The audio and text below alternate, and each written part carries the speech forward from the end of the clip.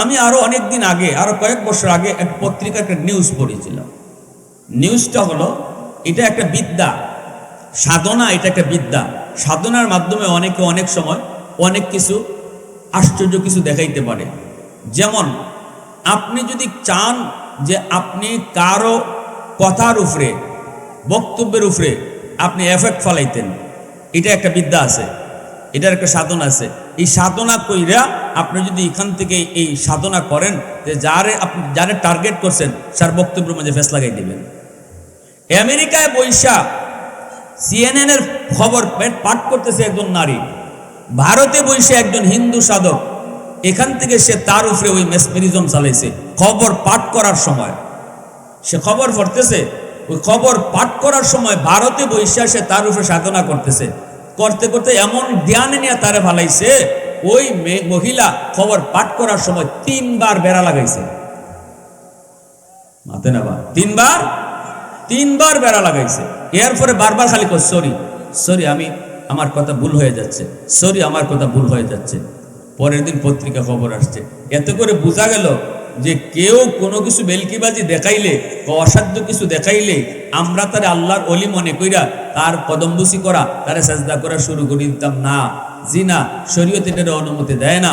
শরীয়ত বলে যত যা কিছুই তুমি দেখো আশ্চর্যের, যদি তুমি তার ওলি ভাবতে হয় তাহলে এর আগে দেখো তার মাঝে নামাজ আসেনি, তার মধ্যে কালাম আসেনি, তার মাঝে অজু গোসল আসেনি, তার মাঝে হালাল হারাম আসেনি। যদি দেখো সবকিছু ঠিক আছে তাহলে বুঝবা এটা আল্লাহর পক্ষ থেকে কারামত। আর যদি এগুলা না থাকে তাহলে বুঝবা এটা শয়তানের কাম। এটা কে কাম? বড় পীর আব্দুল কাদের জিলানী রহমতুল্লাহ আলাইহি বলেন, তাই নাকি আকাশে উঠতেছে? বলে জি হুজুর। আল্লাহর ওলি কোনতে রাত আমি এরে নামাই। হুজুর আপনি কেমনে নামাইবেন? আপনি আবার বাতাসে উড়াল দিবেন নাকি? আব্দুল কাদের জিলানী কই না, আমি উঠতাম না, আমার জুতারে সারমো। কিতা সারমো? জোরে খাও। কই না আমি যাইতাম না, এরে ফিটাইয়া নামাইবার লাগে আমার জুতা সারতেছি, জুতা। বড় পীর আব্দুল কাদের জিলানী রহমতুল্লাহ আলাইহি জুতা সারছেন, আর জুতারে কোন যা চায় এরে গিয়ে শূন্য থেকে জুতা দিয়ে ফিটাইয়া নামাইবে। এই জুতা বাতাসে উইরে গেছে, গিয়া হেরে ফিটাইয়া জুতার বাড়ি দিয়া দিয়ে রে মাটিত নামাইছে। তাইলে বুঝেন শয়তানের পাওয়ারে যেটা হয়, ইতাই জুতার বাড়ি খায় ওলি আল্লাহদের। ঠিক কিনা জোরে বলেন? এজন্য আপনাদের কাছেও আমাদের অনুরোধ, আমাদের বাড়ির সঙ্গে আলহামদুলিল্লাহ এগুলো কম আছে। ওই যে বাবার দরবার, ঠিক কিনা?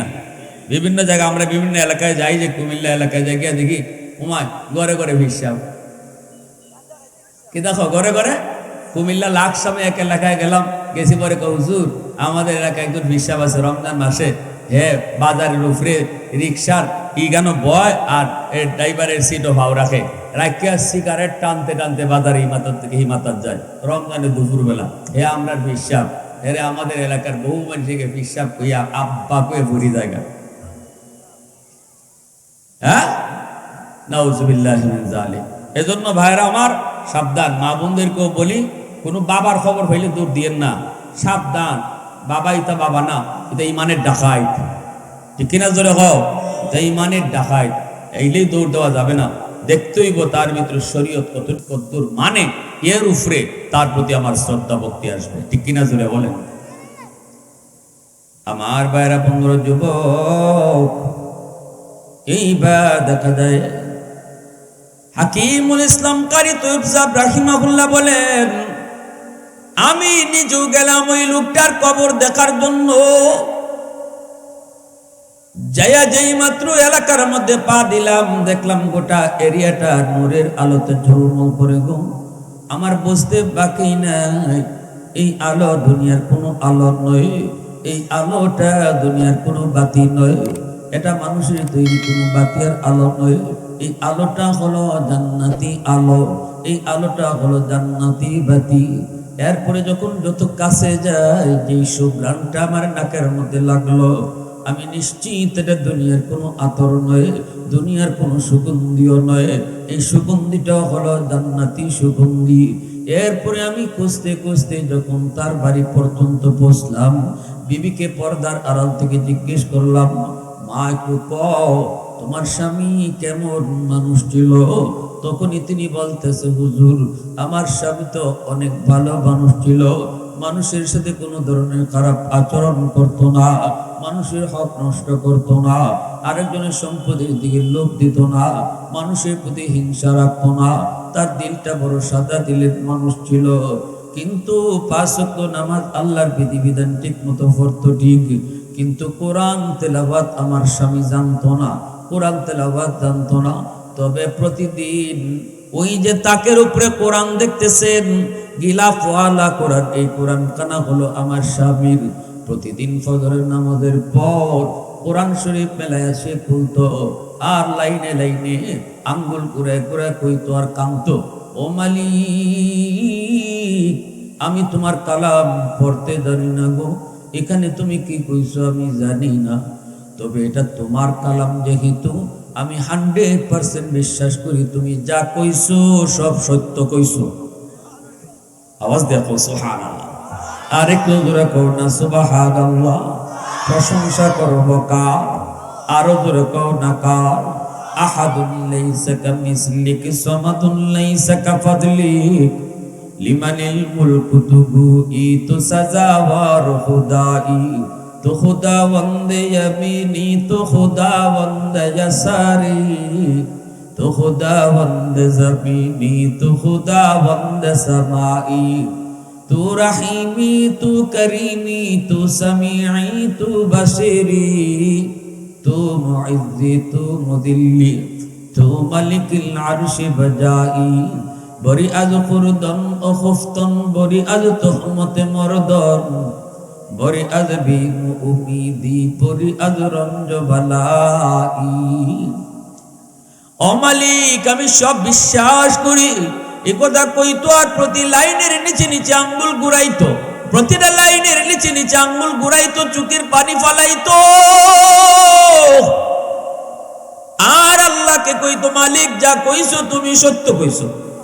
আল্লাহুম্মা বারিক আলা মুহাম্মাদিন ওয়া আলা আলি মুহাম্মাদ কামা বারাকতা আলা ইব্রাহিম ওয়া আলা আলি ইব্রাহিম ইন্নাকা হামিদুম মাজিদ। মুহাম্মদ দরুদ শরীফ পড়ি সাল্লাল্লাহু আলা سيدنا ومولانا محمد وعلى آله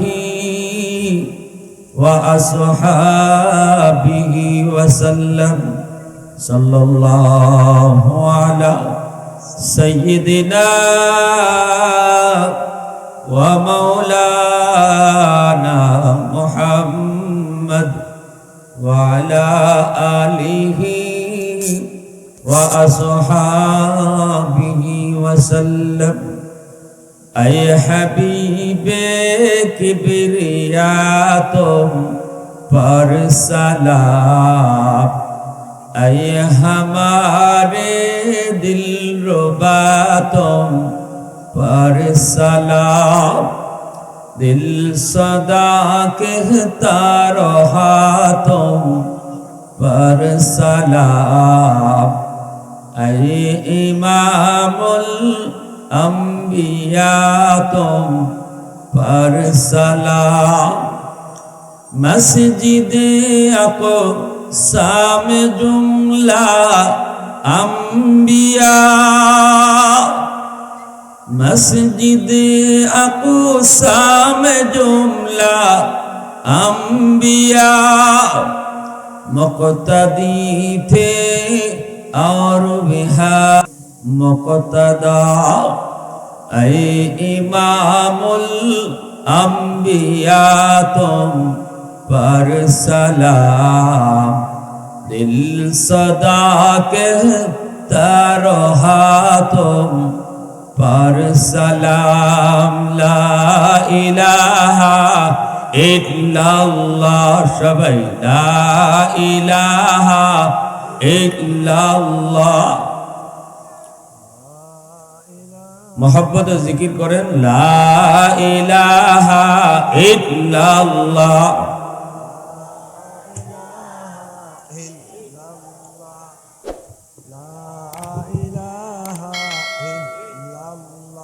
জোরে লা ইলাহা ইল্লাল্লাহ। হৃদয়ের জানালাটা খুলে দাও না, প্রভুর ডাকে মন সারা দাও না, প্রভুর ডাকে মন সারা দাও না। অসীম ক্ষমতাদার হাতের উপর, যার নামে বয়ে যায় ঝরনা নাহার। অসীম ক্ষমতাদার হাতের উপর, যার নামে বয়ে যায় ঝরনা নাহার। আল্লাহ আল্লাহ বলে সবে দেওয়ানা, আল্লাহ আল্লাহ বলে সবে দেওয়ানা।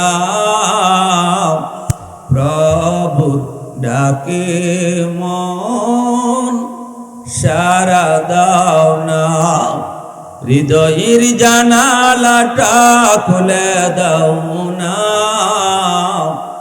প্রভুর ডাকে মন সারা দাও না। আল্লাহ আল্লাহ আল্লাহ আল্লাহ আল্লাহ আল্লাহ আল্লাহ আল্লাহ আল্লাহ আল্লাহ আল্লাহ আল্লাহ আল্লাহ আল্লাহ আল্লাহ আল্লাহ আল্লাহ আল্লাহ আল্লাহ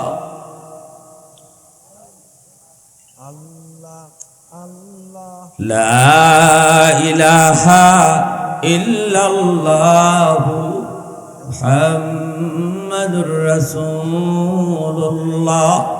জোরে সুরে বলি সাল্লাল্লাহু আলাইহি ওয়াসাল্লাম। ঐতিহ্যবাহী আমির খানি হাফিজিয়া মাদ্রাসা কর্তৃক আয়োজিত আজকের ৬৮তম বার্ষিক ওয়াজ মাহফিলের সম্মানিত সদর ইজলাস সভাপতি সাহেব, উপস্থিত জাতির বিবেক, জাতির কর্ণধার, জাতির সূর্য সন্তান, উলামায়ে কেরাম, অত্র এলাকার মুরব্বিয়ানে আযম, কলিজার টুকরা যুবক, পর্দার আড়ালে পর্দানিশীন সম্মানিত মা ও বোনেরা, আল্লাহ পাকের দরবারে হাজারো কোটি শুকর যে মালিক আমাকে আপনাকে এই মুহূর্তে দুনিয়ার সকল ব্যস্ততা থেকে মুক্ত করে শুধুমাত্র কেবলমাত্র আল্লাহ এবং আল্লাহর রাসূলের মহব্বত আর ভালোবাসা অন্তরে নিয়ে কোরআন হাদিসের মাহফিলে আসার বসার আলোচনা শোনার তৌফিক দিয়েছেন। এজন্য সবাই শুকরিয়া তান আওয়াজ করে কালিমাতুশ শুকুর বলি আলহামদুলিল্লাহ। মুআজ্জাজ হাজিরিন, এই যে হাফিজখানা মাদ্রাসা বহু পুরানা মাদ্রাসা, মাহফিলের বয়সে আমার বয়স থেকে অনেক বেশি। এজন্য এই মাদ্রাসায় কি পড়ানো হয়? আল্লাহর কালাম, আল্লাহর কালাম পড়ানো হয়, হাফেজ কোরআন বানানো হয়। একজন হাফেজ কোরআনের কি দাম! আল্লাহর কালামের সাথে যে সম্পর্ক তৈরি করে আল্লাহ তার কালামের ইজ্জতের খাতিরে দামি বানায় দেন। যেমন দেখেন আমরা কোরআন শরীফের বস্তুনি বানাই, কাপড়ের দামটা বেশি না, বাজারে হয়তো এই কাপড়ের দামটা 15 থেকে 20 টাকা গজ, কিন্তু আল্লাহর কোরআনের বস্তুনি বানানোর কারণে এই কাপড়টা আমার আপনার কাছে এত দামি, এত সম্মানী যে যদি ভুলেও পা লাগে সাথে সাথে আমরা চুমু খাই, কপালে নেই। অথচ 1000 টাকা গজের কাপড় আমাদের ফাউ লাগলে আমরা ভয় পাই না, কিন্তু এই কাপড়ের টুকরা ফাউ লাগলেই ভয় পাই, সাথে সাথে সম্মান করি, ইজ্জত করি, আমরা তাড়াতাড়ি চুমা দেই, কপালে নেই। কেন? কারণ একটাই, এই কাপড়ের দাম বাজারও কম হইতে পারে, কিন্তু আল্লাহর কোরআনের সাথে মিলে থাকার কারণে এই কাপড়টার দাম আল্লাহ বাড়াই দিয়েছে, কাপড়টার সম্মান আল্লাহ বাড়াই দিয়েছে, ঠিক না? আমরা যে আল্লাহর কালামের রাওয়াল বানাই, যে কাঠের টুকরা দিয়া, এই কাঠের টুকরাও আল্লাহর কোরআনের রাওয়াল হওয়ার কারণে অনেক সম্মানী হয়ে গেছে, ঠিক না? অন্য কাঠের টুকরা যদি আমার আপনার ফাও লাগে, ডর লাগে না, ভয় লাগে না? কিন্তু এই কাঠের টুকরা যদি ফাও লাগে, সাথে সাথে আমরা চুমা দেই, কপালে নেই। এত দামি হলো কেন, এত সম্মান কেন? কারণ একটাই, সে আল্লাহর কালামের সাথে মিলে আছে। একটা কাগজের, একটা কাপড়ের দাম যদি কোরআনের সাথে মিলার কারণে এত হয়ে যায়, একটা কাঠের টুকরার সম্মান যদি এমন বেড়ে যায়, তাহলে যে মানুষ আল্লাহ পাক বানাইছেন, সৃষ্টি শ্রেষ্ঠ জীব বানায়া, এই মানুষের মধ্যেও যে মানুষগুলি আল্লাহর কালামের সাথে মিলে থাকবে, আল্লাহর কালামকে বুকে নিবে, আল্লাহর কালামকে সিনায় নিবে, এই মানুষের দামও সকল মানুষের মাঝে বেড়ে যায়। সুবহানাল্লাহ। এজন্যই রাসূল বলেছেন, খায়রুকুম মান তাআল্লামাল কুরআনা ওয়া আল্লামা, যারা কোরআন পড়ে পড়ায়, এরাই হলো মানুষের মাঝে সবচেয়ে সম্মানী মানুষ। কেন? কোরআনের ইজ্জতের খাতিরে, আল্লাহর কোরআনের ইজ্জতের খাতিরে। আল্লাহর কোরআন যার সিনার মধ্যে ঢুকবে, কার সিনায় ঢুকবে, কার সিনার ভিতরে কোরআন হেফাজত হবে, আমানত আল্লাহ রাখবে, এটা আল্লাহর নিজের নির্বাচন। আল্লাহ নিজে বলেন, সুম্মা আওরাসনাল কিতাব আল্লাযীনা ইসতাফাইনা মিন ইবাদিনা। সবকিছু অনেক যোগ্যতার বলে কামাই করা যায়, ব্রেন ভালো থাকলেও হয়, যোগ্যতার বলে অনেক কিছু অর্জন করা যায়, কিন্তু কোরআনের হাফেজ কেডা হইব, আলেম কে হইব? আল্লাহ বলেন এটা আমার নির্বাচন। আল্লাহু আকবার, জোরে বলেন। আল্লাহ বলেন এটা আমার নির্বাচন। আমি যেই সিনাকে চয়েস করব, আমি যেই বুকটারে আমি আল্লাহ পছন্দ করব, ওই সিনার মাঝে আমার কোরআনের নূরকে আমি আমানত রাখবো। সুবহানাল্লাহ। এজন্য নবী নির্বাচনের ক্ষেত্রে যেমন আল্লাহর হাত, হাফেজ কোরআন কে হইব, আলেম কে হইব, এটা নির্বাচনের ক্ষেত্রে সম্পূর্ণ আল্লাহর ইখতিয়ার, আল্লাহ পাকের ইখতিয়ার। বাহাদুরি করে হাফেজে কোরআন হওয়া যায় না, টাকার জোরে হাফেজে কোরআন হওয়া যায় না। টাকা দিয়ে হরিণের চোখ পাওয়া যায়, কিন্তু সন্তানরে টাকা দিয়ে হাফেজ সাহেব বানানো যায় বলি, সন্তানরে ক্ষমতা দিয়ে হাফেজ সাহেব বানানো যায় বলি। দেখা যায় রিক্সাওয়ালার সন্তানও হাফেজে কোরআন হয়ে যায়, আর কোটিপতির সন্তানও ওইতে পারে না। এতে করেই বোঝা গেল এটা আল্লাহর একান্তই নির্বাচন। আল্লাহ যে সিনাকে চয়েস করবে, চুজ করবে, আল্লাহ ওই সিনার মধ্যে তার কালামকে আমানত রাখে। যেটা বলেন সুবহানাল্লাহ। ওয়ানুনাজ্জিলু মিনাল কুরআন মা হুয়া শিফাউন ওয়া রাহমাতুল লিল মুমিনিন। এজন্য আল্লাহ পাক বলেন, কোরআন আমি নাজিল করেছি তোমাদের জন্য শিফা বানায়া, কোরআন নাজিল করেছি তোমাদের জন্য রহমত বানাইয়া।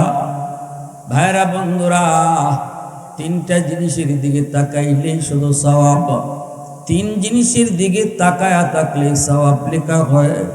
একটা হলো আল্লাহর ঘর খানায় কাবা, খানায় কাবার দিকে যদি একজন মানুষ শুধু চায় থাকে, যতক্ষণ চায় থাকবো ততক্ষণ আমল নামার ভিতরে খালি সওয়াব আর সওয়াব।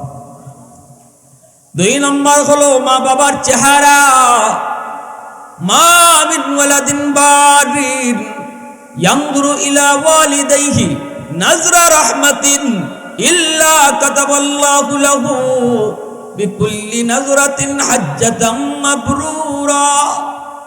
আল্লাহ রাসূল বলেন, কোন সন্তান যদি মা বাবার চেহারার দিকে মায়ের নজরে তাকায়, যতক্ষণ চেয়ে থাকবে, যতবার চাইবে, ততবার আল্লাহ পাক তার আমল নামায় কবুল হজের সওয়াব আল্লাহ উঠায় দেন। সুবহানাল্লাহ। ঠিক তেমনি ভাবে কোনো মানুষ যদি আল্লাহর কোরআনের দিকে চায় থাকে, শুধু চায় চায় রইছে, ফরসে না, কিন্তু চায় চায় শুধু আল্লাহর কোরআনকে দেখছে, যতক্ষণ আল্লাহর কোরআনের দিকে চায় থাকবো, ততক্ষণ আমল নামায় সওয়াব লেখা হবে। এজন্যই তো দারুল উলুম দেওবন্দের দীর্ঘদিনের মুহতামিম কারি তয়ব সাহেব রাহিমাহুল্লাহ তিনি বলেন, কিতাবের ভিতরে তিনি লিখেছেন, তিনি বলেন আমাদের এলাকার পাশেই ছিল একটা চর এলাকা, ওই এলাকার ভিতরে একজন মানুষ মারা গেল, এই মানুষটারে কেমন করে দাফন কাফন করতে হয় এলাকার মানুষেরা সেটা জানে না। মাত্র বাড়িঘর বানাইল, এখনো মসজিদ মাদ্রাসা হয় নাই, উলামায়ে কেরাম তাদের গ্রামেও নাই। চিন্তায় পড়ে গেল মানুষ, কেমনে কাফন পরাবো, কেমন করে জানাজা দেব, কেমন করে দাফন করব। চিন্তায় পড়ে গেল মানুষ। মেন রোডের পাশেই লাশটা নিয়ে তারা দাঁড়ায় থাকলো। ওই গ্রাম থেকে কোনো মানুষ যদি আসা যাওয়া করে আর যদি সে কাফন দাফন চিনে, তাহলে আমরা তার সাহায্য নিব। একজন মানুষ গ্রাম থেকে শহরে যেতে চায়, অফিসে কাম করে, কিন্তু মানুষটা বড় দিনদার, বড় আল্লাহওয়ালা, মানুষটা বড় দিনদার, বড় আল্লাহওয়ালা। সে তার জীবনের লেখাপড়া মাদ্রাসা দিয়ে করছে। শুরুটা যদি মাদ্রাসার লেখাপড়া দিয়ে করি, ডাক্তার হলো, বাবার জানাজা পড়াইতে পারে। শুরু যদি হয় মাদ্রাসা দিয়া তার জীবনের লেখাপড়া, তাহলে বাপ মার জানাজা পড়াইতে পারে, কাফন দাফন করাইতে পারে। এতটুকু জ্ঞান, ধর্মীয় মৌলিক জ্ঞান তারে মাদ্রাসায় শিশুকালে পড়াইলে পরে সে শিখে, সে জানে। ওই লোকটাই কয়ে, ভাই আমি পারবো, আমি জানাজা সহ কাফন দাফন সব করাইতে পারবো, তবে আমার অফিসে টাইমটা নিয়ে আবার লস হয়ে যায়। ঠিক আছে, এরপর আমি দেখবো, যেহেতু আপনারা বড় বিপদে পড়েছেন, আমি দেখবো। এই বলে সে গোসল করাইলো, কাফন পরাইলো, জানাজার নামাজ সে পড়াইলো। তারপরে কবরে নিয়ে দাফন করবে, নিজেই কবরের ভিতরে যায় নামছে। নাইমা যখন এই লোকটারে কবরের মধ্যে রাখে, রাইতে সে কবর থেকে উঠে, উঠার পরে বলতেছে, ভাই এখন তোমরা মাটি দাও, আমাকে তোমরা ছেড়ে দাও, আমি একটু অফিসের দিকে যাই। প্রশংসা করবো কার? তাই বাচ্চারা মাথা, তোমরা শোনো না কিছু। वहदत की हिफाजत नहीं बेक़ुव्वत बाज़ू, वहदत की हिफाजत नहीं बेक़ुव्वत बाज़ू, आती नहीं कुछ काम है अक़्ल खुदा दाद, आती नहीं कुछ काम है अक़्ल खुदा दाद।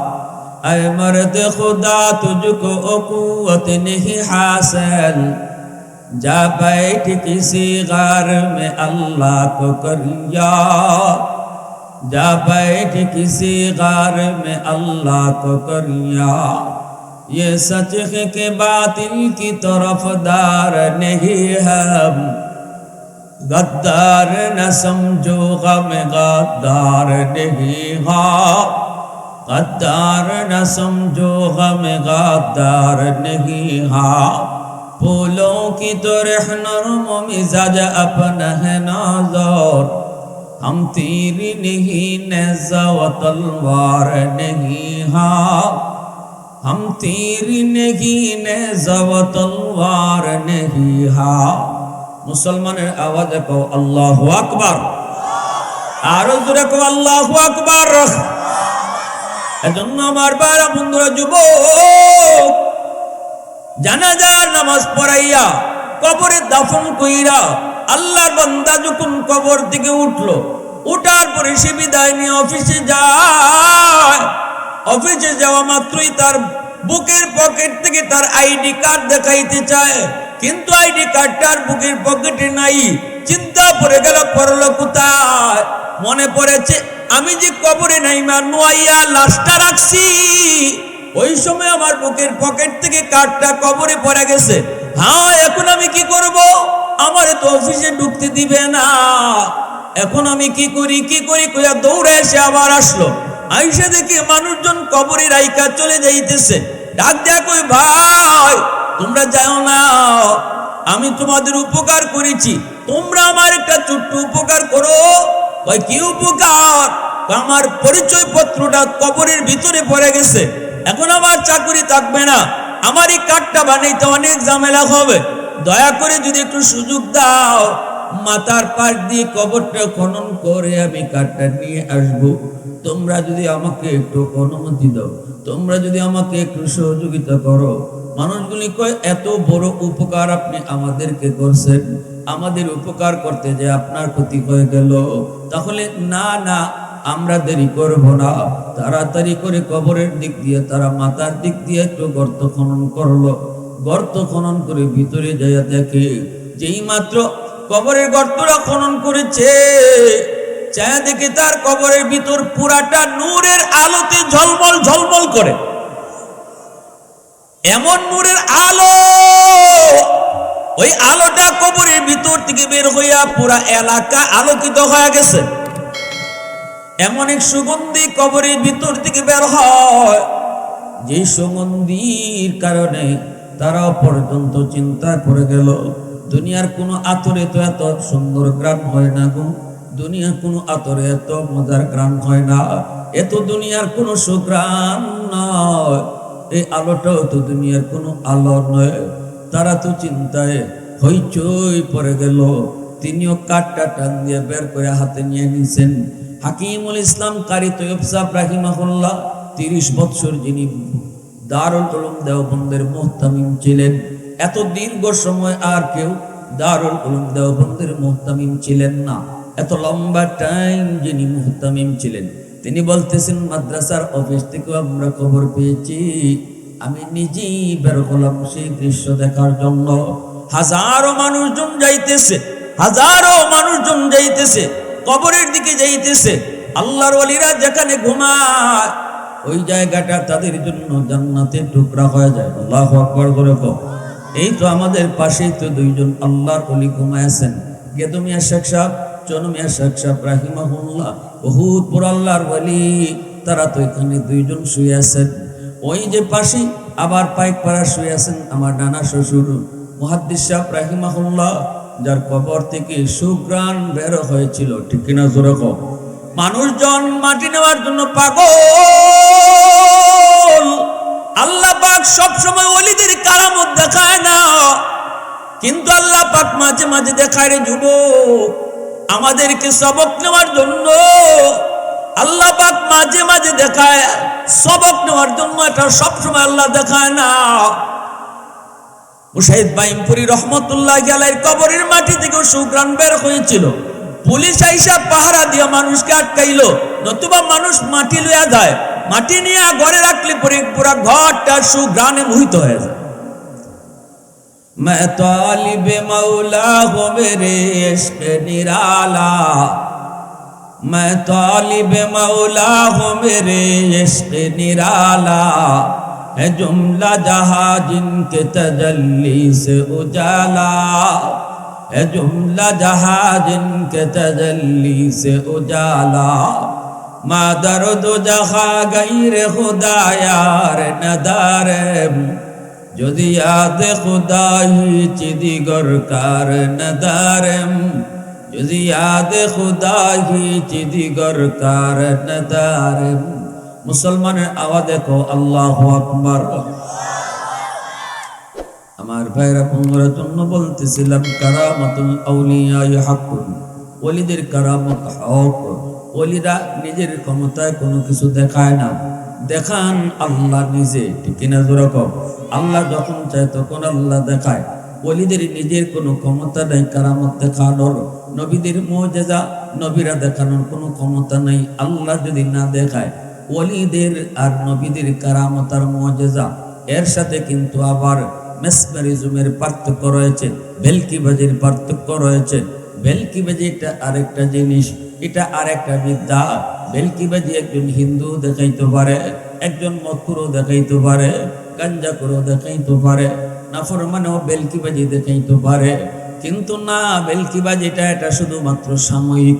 আর ওলিদের কারামত আর নবীদের মুজিজা এটা স্থায়ী, এটার পাওয়ার বেশি, কারণ এটা আল্লাহর নিজের করা। ঠিক কিনা জোরে বলো। আব্দুল কাদের জিলানী রহমতুল্লাহ আলাইহি এক লোকে কয়, হুজুর সারা জীবন কি ফিরগিরি করলেন আর কি কেরামত দেখাইলেন? এক হিন্দু বেচারা দি বাতাসের উপরে দিয়ে ঘুরে।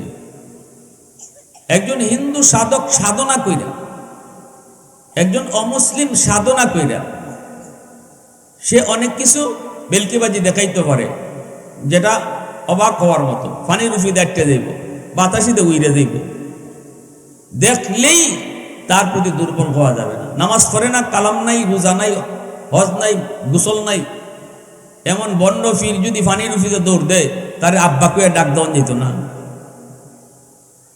হগলে আব্বা হইতে পারে না। কারণ এ ফানির উফিতে যে দৌড় দিছে, এটা বেলকিবাজি, এটা শয়তানের কাম। শয়তানরাও আল্লাহ কিছু ক্ষমতা দিছে, ঠিক কিনা জোরে খাও, শয়তানরাও দিছে। অতএব এই ধরনের আশ্চর্য কোনো কিছু যদি কেউ দেখায়, যদি তাকে আল্লাহওয়ালা আমাদের ভাবতে হয়, তাহলে দেখতে হবে তার মাঝে শরীয়ত আছে কিনা। শরীয়ত বাদ দিয়া কোনোদিন আল্লাহওয়ালা হওয়া যায় না। নামাজ বাদ দিয়া, রোজা বাদ দিয়া, হালাল হারাম বাদ দিয়া, ওযু কালাম বাদ দিয়া, গজু গোসল বাদ দিয়া কেউ যদি ওলি হইতে চায়, জীবনও সে আল্লাহর ওলি না, ওইলে সে শয়তানের বন্ধু হইতে পারে, ঠিক কিনা জোরে বলেন। বড় পীর আব্দুল কাদের জিলানী রহমতুল্লাহ আলাইহি এক লোকে কয়, হুজুর, এক হিন্দু মানুষ, সে তো আকাশে উঠতেছে। আব্দুল কাদের জিলানী কইন, এটা তো পারে, সাধনার মাধ্যমে পারে, এটাকে বলে মেসমেরিজম। আমি আরো অনেক দিন আগে, আরো কয়েক বছর আগে এক পত্রিকা একটা নিউজ পড়েছিলাম। নিউজটা হলো, এটা একটা বিদ্যা, সাধনা, এটা একটা বিদ্যা। সাধনার মাধ্যমে অনেকে অনেক সময় অনেক কিছু আশ্চর্য কিছু দেখাইতে পারে। যেমন আপনি যদি চান যে আপনি কারো কথার উপরে, বক্তব্যের উপরে আপনি এফেক্ট ফলাইতেন, এটা একটা বিদ্যা আছে, এটার একটা সাধনা আছে। এই সাধনা কইরা আপনি যদি এখান থেকে এই সাধনা করেন, যে যারে টার্গেট করছেন তার বক্তব্যের মধ্যে ফেস লাগাই দিবেন। আমেরিকায় বৈশা CNN এর খবর পাঠ করতেছে একজন নারী, ভারতে বৈশা একজন হিন্দু সাধক, এখান থেকে সে তার উপরে ওই মেসমেরিজম চালাইছে। খবর পাঠ করার সময় সে খবর পড়তেছে, ওই খবর পাঠ করার সময় ভারতে বৈশা সে তার উপরে সাধনা করতেছে।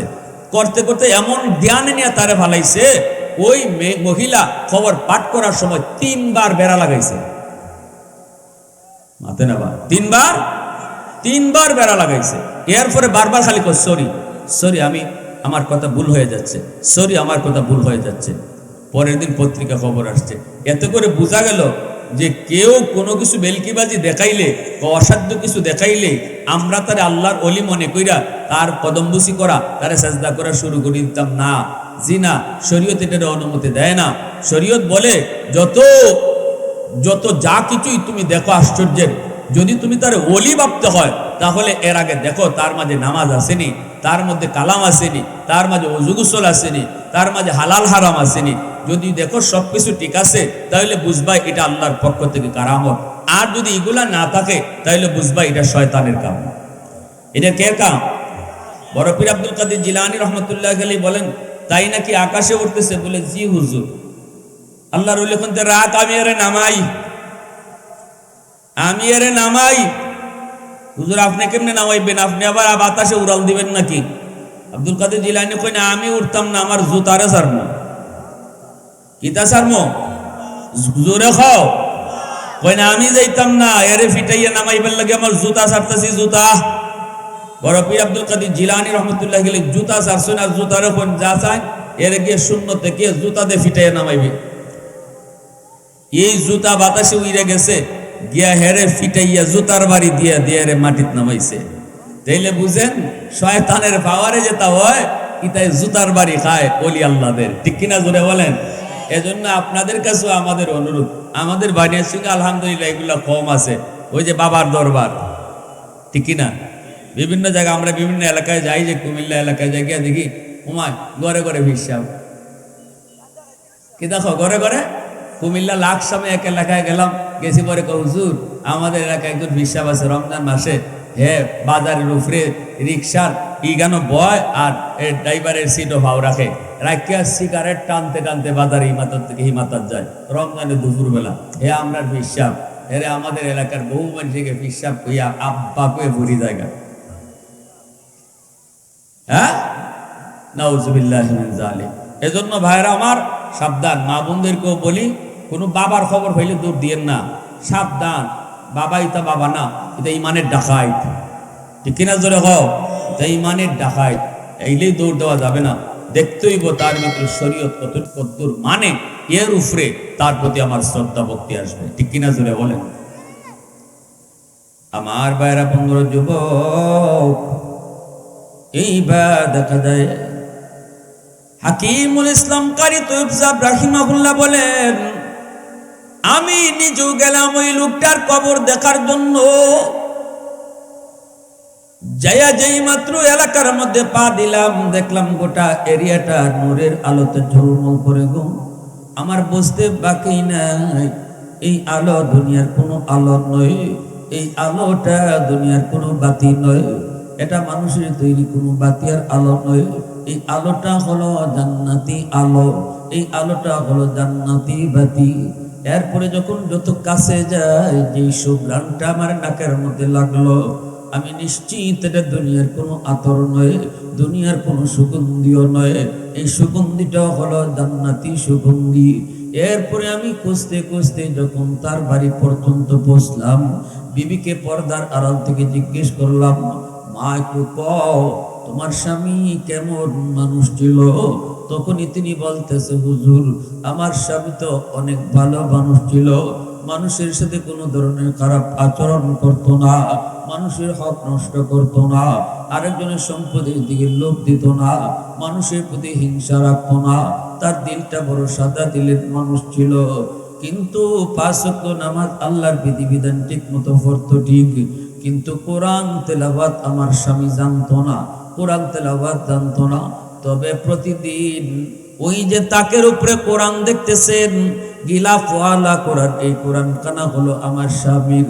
প্রতিদিন ফজরের নামাজের পর কোরআন শরীফ মেলায় সে খুলতো, আর লাইনে লাইনে আঙ্গুল ঘুরে ঘুরে কইতো আর কাঁদতো, ও মালিক আমি তোমার কালাম পড়তে জানি না গো, এখানে তুমি কি কইছো আমি জানি না, তবে এটা তোমার কালাম যেহেতু আমি 100% বিশ্বাস করি, তুমি যা কইছো সব সত্য কইছো। আওয়াজ দেখো সুবহানাল্লাহ, আর একটু জোরে কও না সুবহানাল্লাহ। প্রশংসা করব কার, আরো জোরে কও না কার। আহাদুন লাইসা কামিসলিক সামাদুন লাইসা কাফাদলিক লিমানিল মুলকু তুগু ই তো সাজাওয়ার খুদাই, তো খুদাবন্দে ইয়ামিনী তো খুদাবন্দে ইয়াসারি, তো খুদাবন্দে জমিনী তো খুদাবন্দে সামাই, তু রহিমি তু করিমি তু সমিঈ তু বসিরি, তু মুইজ্জি তু মুদিল্লি তু মালিকুল আরশি বজাই, বরি আজ খুরদন ও খুফতন, বরি আজ তোহমতে মরদন, বরি আজ বিমু উমিদি, বরি আজ রঞ্জ বালাই। ও মালিক আমি সব বিশ্বাস করি, এ কথা কইতো আর প্রতি লাইনের নিচে নিচে আঙ্গুল ঘুরাইতো, প্রতিটা লাইনের নিচে নিচে আঙ্গুল ঘুরাইতো, চোখের পানি ফালাইতো, আর আল্লাহকে কইতো মালিক যা কইছো তুমি সত্য কইছো। হাকিমুল ইসলাম বলেন, আমি কোরআন কালা নামাইলাম, নামানোর পরে কোরআন বের কইরা দেখি প্রতি লাইনের নিচে নিচে তার আঙ্গুলের দাগ পড়ে রইছে। জীবনে কতবার সে এই লাইনের নিচে আঙ্গুল ঘুরাইছে আল্লাহ জানে গো, এত বেশি বেশি আঙ্গুল ঘুরাইছি যার কারণে আঙ্গুলের দাগটা পড়ে রইছে, আর পৃষ্ঠায় পৃষ্ঠায় তার চোখের পানির দাগ। আওয়াজ দেখো না সুবহানাল্লাহ। প্রতি পৃষ্ঠায় পৃষ্ঠায় তার চোখের পানির দাগ। হাকিমুল ইসলাম বলেন, এই কারণে আল্লাহ পাক রব্বুল আলামিন দুনিয়াতে তার ওলির কথা নাম উঠায় দিছে। কারণ মুসা নবী একদিন মালিককে ডাক দিয়া কয়, মালিক রব্বি তুকাল্লিমু মাই হাল তুকাল্লিমু আহাদান গায়রি, আল্লাহ তুমি আমার সাথে যেইভাবে কথা কও এইভাবে আর কারো লগে তুমি কথা কইবা নাকি? আল্লাহ পাক কয়, মুসা তুমি যে আমার সাথে কথা কও মাঝখানে পর্দা আছে, কিন্তু অদূর ভবিষ্যতে একদল উম্মত জমিনে আসবে যাদের সাথে আমি আল্লাহ কথা বলবো, অথচ মাঝখানে কোনো পর্দা থাকবে না। লাইসা বাইনি ওয়া বাইনাহুম হিজাব। এইবার মুসা নবী কয়, মালিক এরা কোন উম্মত? আল্লাহ বলে, উম্মতে মুহাম্মদ, উম্মতে আহমদ, এরা আমার বন্ধু মুহাম্মদুর রাসূলুল্লাহর উম্মত। মুসা নবী কয়, মালিক এরা কোন পাহাড়ে যায় কথা কইব? আমি তো তুর পাহাড়ে এসে কথা বলি, কিন্তু ওরা কোন পাহাড়ে যায় কথা কইব? আল্লাহ কই কোন পাহাড়ে পর্বতে আসতে হবে না, ওরা যখন নামাজে দাঁড়াইব তখনই আমার সাথে কথা শুরু হইব। এইবার মুসা নবী কয় মালিক বুঝলাম নামাজে তোমার সাথে কথা কয়, কিন্তু তুমি কেমনে কথা কও? আল্লাহ কই যখনই আমার বান্দা কোরআন তেলাওয়াত করব তখন আমি তার সাথে কথা কই। আওয়াজ দেয়া কই না সুবহানাল্লাহ। নামাজে আল্লাহর সাথে কথা কয় আর কোরআন তেলাওয়াতকারীর সাথে আল্লাহ নিজে কথা কয়। সুবহানাল্লাহ জোরে কও। তাহলে বেশি বেশি কোরআন তেলাওয়াত দরকার আছে না নাই? রমজান মাসে খতমে তারাবি ওইতুনি, রমজান মাসে খতমে তারাবি হওয়া দরকার। রমজান মাসে কোরআন তেলাওয়াত বেশি বেশি করো, কোরআন তেলাওয়াত বেশি বেশি শোনো, কোরআনের দিকে বেশি বেশি তাকাও। কারণ রমজান মাস কোরআন নাজিলের মাস। এই মাসটাতেও যদি আমরা কোরআনের সাথে সম্পর্ক তৈরি না করি, জবাব দেব কি আল্লাহর কাছে? কি জবাব দেব? কি জবাব? বৎসর চলে যায়, মুসলমানের ঘরে কোরআন তেলাওয়াত হয় না, অথচ কোরআন তেলাওয়াতের মাধ্যমে ঘরে রহমত নাজিল হয়। স্বামী স্ত্রীর ভিতরে আল্লাহ মহব্বত বাড়ায় দেয়, ভাই ভাই আল্লাহ মহব্বত বাড়ায় দেয়, বাপ বেটার ভিতরে আল্লাহ পাক মহব্বত বাড়ায় দেয়। যেই ঘরে যে বেশি বেশি কোরআন তেলাওয়াত হয় এই ঘরে আল্লাহর পক্ষ থেকে রহমত আসে। রহমত চলে যায় যেই ঘরে কোরআন তেলাওয়াত হয় না। মাস জায়গা মুসলমানের ঘরে কোরআন তেলাওয়াত নাই, রহমত আসবো কোত্থেকে? শুধু আজ গজব আর গজব। স্বামী স্ত্রীর ভিতরে বেমিল অমিল, স্বামী স্ত্রীরে গাল্লা, স্ত্রী স্বামীরে গাল্লা, ভাইয়ে ভাইয়ের সাথে মারামারি করে, বাপ বেটার ভিতরে ঝগড়া। মূল কারণ হলো ঘরে রহমত নাই। ঠিক কিনা জোরে খাও? এখন হুজুরের দোষ কিতা? হুজুরে পানি পরানছি খামানা, হুজুরে পানি ভরে খামানা। 3 বার আল্লাহ হুজুরে পানি ভরে খামানা। নাই রে নাই, আগের হুজুর নাই, আগের মেসাব নাই।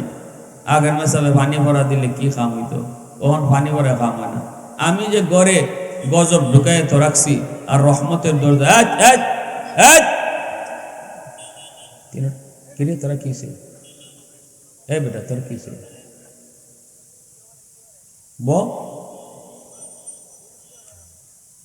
রহমত যে আমি বিদায় করে দিচ্ছি আমার ঘর থেকে, আমার দোষ দেখি না, দেখি মেসাবের দোষ। মেসাবের পানি ভরা খাম হয় না, ঠিক কিনা? দেখো মেসাবের তাবিজ ভরা খাম হয় না। আগের মেসাব নাই, আগের মেসাবে যে কোরআন পড়ে ফু দিতে, ওখানে মেসাবে কোরআন পড়েই ফু দিছে। ঘটনা হয়েছে আপনার ঘরে যে ঢুকতো তেলাওয়াত গিয়া দেখে দল লাগাই, রহমতের দ্বার আপনি লাগাই তো রাখছেন, গজবের দরজা খোলা। আপনার ঘরে টেলিভিশন টাইম টু টাইম চলে, নাটক টাইম টু টাইম চলে, কিন্তু তিলাওয়াত টাইম টু টাইম হয় না, ঠিক না? মাস জায়গা, বছর জায়গা, রমজান আইলে আমরা কোরআনের সাথে সাক্ষাৎ ওই কোনো রকম লাগাই। তাইলে আমার ঘরের মধ্যে রেগুলার গানের আওয়াজ বাজতেছে, তিলাওয়াতের আওয়াজ নাই। রহমতের দরজা তো আমি বন্ধ করে রাখছি, গজবের দরজা আমি খুললে রাখছি। হুজুরে ফানি পড়া ঢুকতো কোন ভাই? মেসাবের ফানি পড়াকে হামাইতো কোন ভাই? এজন্য আমার ভাইরা বন্ধুরা, যুবক, ঘরের ভিতরে রহমত বরকত যদি আনতে হয় আল্লাহর কোরআনে তেলাওয়াত ছাড়া কোনো উপায় নেই। আল্লাহ কয় মুসা নামাজি আমার সাথে কথা কয়, আর কোরআন তেলাওয়াতকারীর সাথে আমি আল্লাহ নিজে কথা কই। ও ভাইরা বন্ধুরা, হাফেজে কোরআন ভালো করে শোনো। একজন কোরআনের হাফেজ কেমনে হয়? সহজ নয় রে ভাই, সহজ নয়, কঠিন। আল্লাহ পাকের কাছে বাপ মার অনেক কান্নাকাটির বদৌলতে আল্লাহ সন্তানের সিনাকে চয়েস করে, পছন্দ করে, বাহাদুরি করে সন্তানকে হাফেজে কোরআন বানানো যায় না। সৌদি আরবের একজন হাফেজ অল্প বয়সে দাড়ি মুছে কোনো উঠে নেই। আজ থেকে প্রায় 350 বছর আগের একটা বাস্তব ঘটনা। বিশ্ববিখ্যাত পর্যটক আল্লামা ইবনে বতুতা রিহলাতে ইবনে বতুতা নামক কিতাবের ভিতরে ঘটনাটা উল্লেখ করেছেন। ঘটনাটা হলো, ওই হাফেজে কোরআন সে সৌদি আরবের জাহাজে করে যাইতেছে।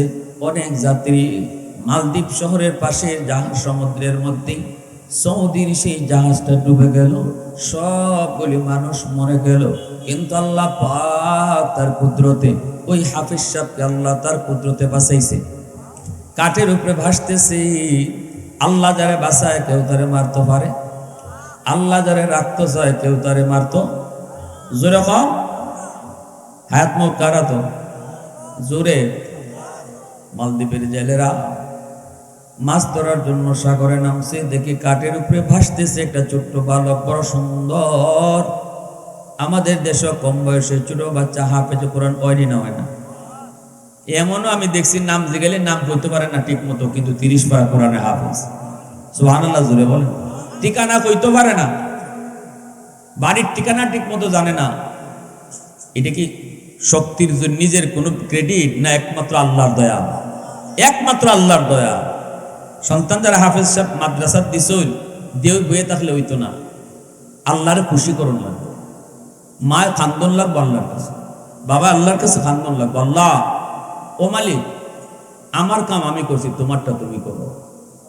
আল্লাহ আমার সন্তানরে তোমার কোরআনের জন্য দিয়ে দিছি অক্ষ কইরা, আল্লাহ এবার তুমি একটু মায়ার নজরে আমার সন্তানের সিনায় তোমার কোরআনকে আমানত রাখো। এই কথা কইয়া বাপ মায় কান্দন লাগবো, চোখের ফানি ফানানি লাগবো। আল্লাহ যেই বাপমার দিলের মধ্যে এই আকুতি মিনতি বেশি দেখবো, ওই বাপমার সন্তানের সিনায় আল্লাহ তাড়াতাড়ি কোরআনের নূর ঢুকে দিল।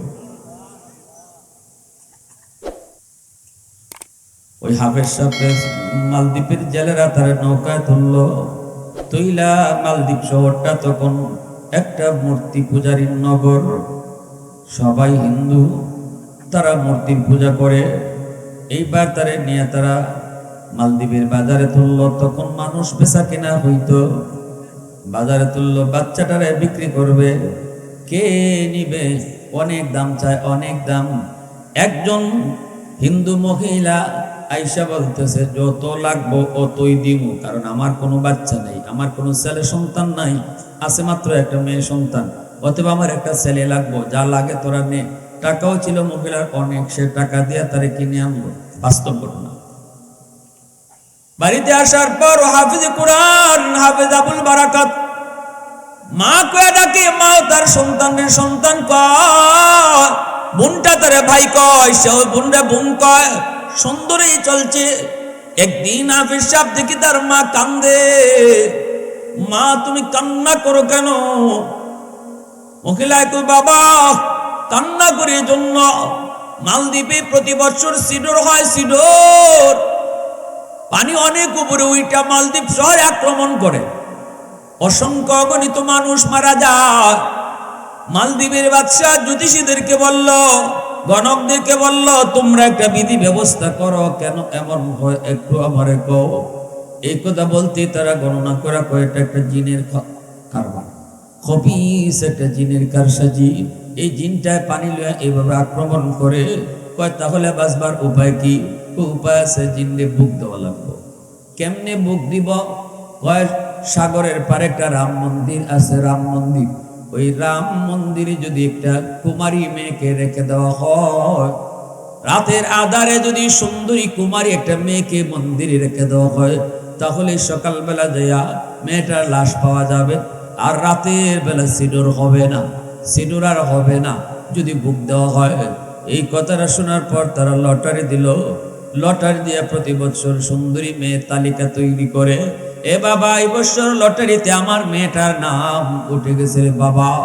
সন্ধ্যা হলে পরে সরকারি সৈন্যরা এসে আমার মেয়েটাকে জোরপূর্বক তারা ধরে নিয়ে যাবে, এজন্য আমি মায় কাঁদতেছি। এই কথাটা শোনা মাত্রই হাফেজ আবুল বারাকাত কয়, মা টেনশন তুমি করো না, তোমাদের ধর্মী বিশ্বাস থাকতে পারে, একজন রে মাইরা আরো 10 জন রে বাঁচেনি। কিন্তু ইসলাম ধর্মের বিধান এমন নয়, ইসলামে একজনের সুখের জন্য আরেকজনকে কোরবানি দেওয়া যায় না। মাগো তুমি টেনশন করো না, আমি এর বিধি ব্যবস্থা করতেছি। বোনরে নানার বাড়ি পাঠায় দাও, আর বোনের জামা কাপড় পরায় আমারে পালনে বসায় রাখো। মেয়ে লোক মনে করো ওরা আমাকে মন্দিরে রাখো, এরপরে যা হয় আমি দেখবো। মহিলা কয়, বাবা না বাবা আমি তোমাকে হারাবো না। সন্তান কয়, না মা আমাকে হারানোর ভয় করো না, তুমি জানো না আমার সিনার ভিতরে কি পাওয়ার, ওই জিনের পাওয়ারের চেয়ে হাজার হাজার গুণ বেশি পাওয়ার। সেই পাওয়ারটা হলো 30 পারা কুরআন। সরকারি ফোর্স সন্ধ্যা হওয়া মাত্রই আইসা যখন দরজায় নক করেছে, দরজায় নক করে যখন তারে নিয়ে যাইতেছে, তখন হাফেজ সাহেব সে তো যাইতেছে আর কয়, আমারে আপনারা কোনো ধরবেন না, আমি যাইতেছি। যে তারে মন্দিরে রেখে দিল, মন্দিরে রেখা তারা চলে আসলো। হাফিজ সাহেব মেয়ে লোকের পোশাক খুলে ফেললো, নিচেই তার নিজের পোশাক। এরপরে যায় নামাজ নিছিল হাতে লুকাইয়া, এই যায় নামাজ মন্দিরের ভিতরে পিছাইয়া আল্লাহর কুদরতি কদমে সেজদায় পরে কই, মালিক আজকে প্রমাণ হবে তোমার কোরআনের পাওয়ার বেশি না জিনের পাওয়ার বেশি। 12টা বেজে গেল, যেই মাত্র সিডোর সাগরের দিকে মালদ্বীপের দিকে আক্রমণ করবে, এমনি হাফেজ আবুল বারাকাত পবিত্র কোরআনে সূরা ইয়াসিন পড়া ফু দিছে, এমন ভাবে যে আঘাত করছে মুহূর্তের ভিতরে পানি দেবে গেছে, সাথে সাথে পানি দেবে গেল, আর কোরআন জয়ী হলো। এই খবর সকালবেলা ওরা যখন যায় দেখলো এখানে মেয়ে লোকের কোনো বংশ নাই, আসছিল লাশ নেওয়ার জন্য, আইসা দেখে হাফেজ সাহেব শেষ দিয়ে দিতেছি। তখনই এরা কয়, হাই হাই আমরা এটা কি দেখলাম, কেমনি কি হইলো? কয় কোরআনের ইজ্জতের খাতিরে। তখন বাদশাহ সহ মন্ত্রী পরিষদ মালদ্বীপের সব ওই হাফিজ সাহেবের হাতে হাত রেখে কালেমা পড়ে মুসলমান হয়ে গেছে। আপনাদের সন্তানও যারা এই হাফিজ হিফজখানায় পড়ে, দিল বড় রাখেন, মন বড় রাখেন, প্রতিটা বাপমাকে আল্লাহ হাফিজে কোরআনের বাপমা বানান, আলেমের বাপমা বানান। সবাই বলেন আমিন। ওয়া আখির দাওয়ানা আনিল হামদুলিল্লাহি রাব্বিল আলামিন।